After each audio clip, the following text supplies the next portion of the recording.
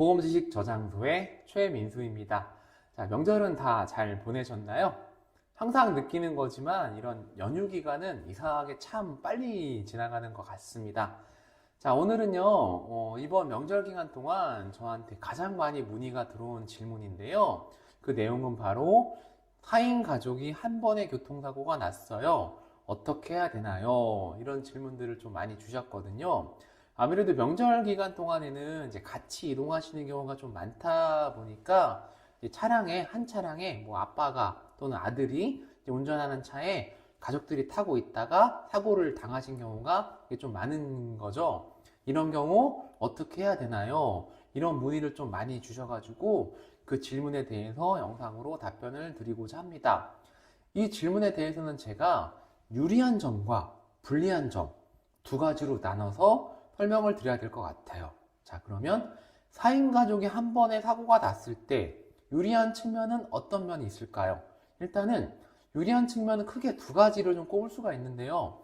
첫 번째는 담당자가 한 번에 4명 다 합의를 하기 위해서 한 번에 다 합의를 하면 담당자 입장에서 좀 좋잖아요.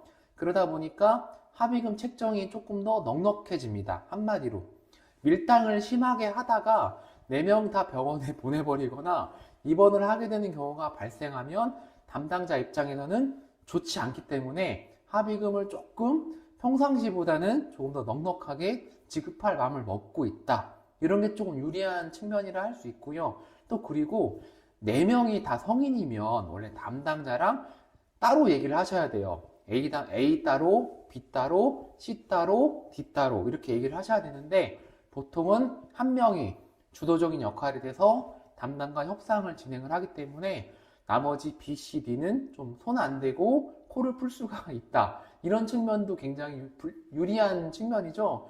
보통 보상 담당자랑 얘기하기도 좀 껄끄럽고 할 말도 없잖아요. 그런데 이런 부분들을 한 명이 좀 나서서 주도적으로 해결을 한다.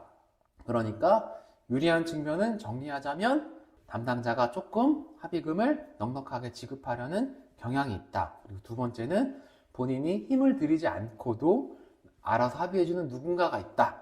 물론 본인이 그 누군가에 해당하신다면 조금 더 피곤할 수는 있겠습니다. 왜냐하면 담당이랑 얘기하고 가족들과 협상하고 한마디로 중간 대리인 역할 같은 게 되는 거기 때문에 나는 100만 원이면 괜찮을 것 같은데 나머지 가족들이 100만 원이 말이 돼? 이렇게 하는 경우가 있어요. 그런 경우 좀 피곤해질 수가 있다. 이렇게 말씀을 드릴 수 있을 것 같고요. 그럼 반대로 불리한 측면은 무엇이 있을까요? 불리한 측면. 불리한 측면은 이제 굳이 꼽자면 이런 측면이 있어요.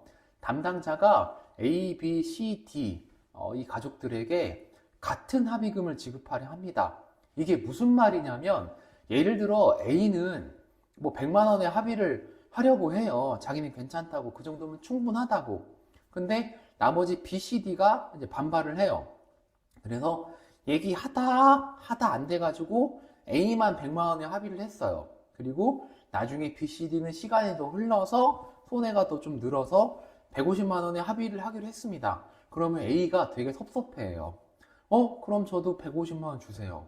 이렇게 되기 때문에 웬만하면 가족분들끼리 좀 서로 섭섭하지 않게 뒷말이 없도록 같은 금액으로 합의금을 지급을 하려 한다. 이런 부분들이 조금 불리하다면 불리한 측면으로 이제 볼 수가 있죠. 그리고 또 두 번째로 불리한 측면은 뭐가 되냐면 예를 들어 A, B, C는 합의를 했어요.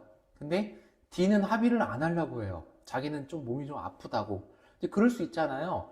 같은 교통사고여도 몸이 더 아플 수도 있잖아요. 뭐 연령이 많으시거나 몸이 좀 약하신 분이 있을 수도 있으니까. 그런데 A, B, C가 합의를 했다는 사실을 D도 알게 되면 그냥 같이 또 따라서 합의를 하는 경우가 많아요. 그냥. 왜냐하면 남들이 합의를 했으니까. 나만 나중에 담당자랑 따로 얘기하기도 좀 부담스럽고 또 다 합의한다고 하니까 그냥 좀 묻혀서 합의하는 경우도 좀 생깁니다. 그러니까 이런 측면들이 좀 불리한 측면이 될 수도 있는 거예요. 손 안 대고 코를 풀 수 있는 대신에 자기 주도적으로 합의를 보는 게 조금 어렵다. 심리적으로. 그렇게 흘러가는 측면들이 조금 분명히 있습니다. 자, 그리고 만약에 가족분들 중에서 65세 이상, 그러니까 경제력이 노동력 상실이 된 나이로 보여지거나 물론 아직 일하고 있으시면 상관은 없어요. 내지는 미성년자 같은 경우는 합의금 책정 기준이 좀 다릅니다. 그래서 그렇게 물어보시는 분도 계세요. 아니, 성인들은 100만 원 준다고 하는데 왜 애들은 50만 원밖에 안 줘요? 그 이유는 조금 간단하게 설명드리자면 아이들은 일단 경제력이 없는 데다가 치료를 잘 받지 않아요. 그냥 둬도. 어른들 같은 경우는 치료를 열심히 가시는데 애들은 안 가요.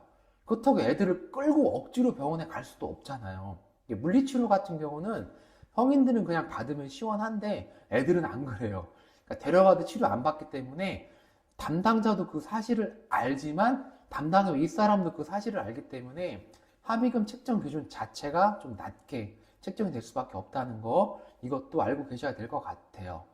자, 그러면 오늘 영상의 주제인 4인 가족이 한 번에 사고가 났을 때 어떻게 하는 것이 좋은가요? 이 질문에 대해서는 제가 유리한 측면과 불리한 측면 이렇게 둘 다 나눠서 설명을 이렇게 드렸고요. 제가 다음번에는 조금 더 유익하고 좋은 영상으로 찾아뵙도록 하겠습니다. 오늘 영상도 시청해 주셔서 대단히 감사합니다.